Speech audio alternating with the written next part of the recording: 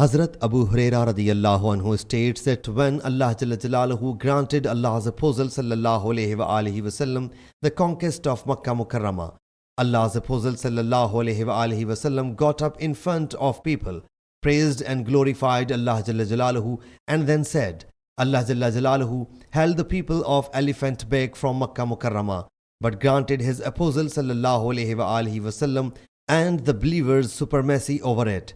It was not a lawful place for killing for anyone before me, and even for me it was declared lawful for fight for an hour of a day. And now it will never be a lawful place for anyone after me. So neither its game must be chased away, nor its thorns must be looped, nor its find is lawful for anyone. However, an announcer can pick up anything and convey it to the owner. Whosoever's fellow is slain has got two options. He should either take blood money or retaliation. Hazrat Abbas radiyallahu anhu submitted, O Allah's Apostle sallallahu alayhi wa alihi wasallam, grant exception in case of idkhir, grass, for we use it in our graves as well as houses.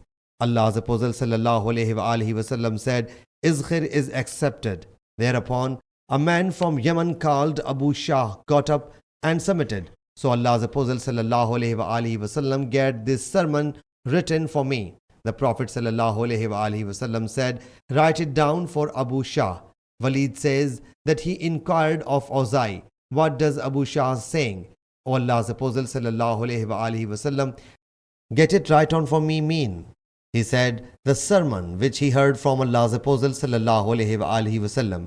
Sahih Muslim Hadees number 3292.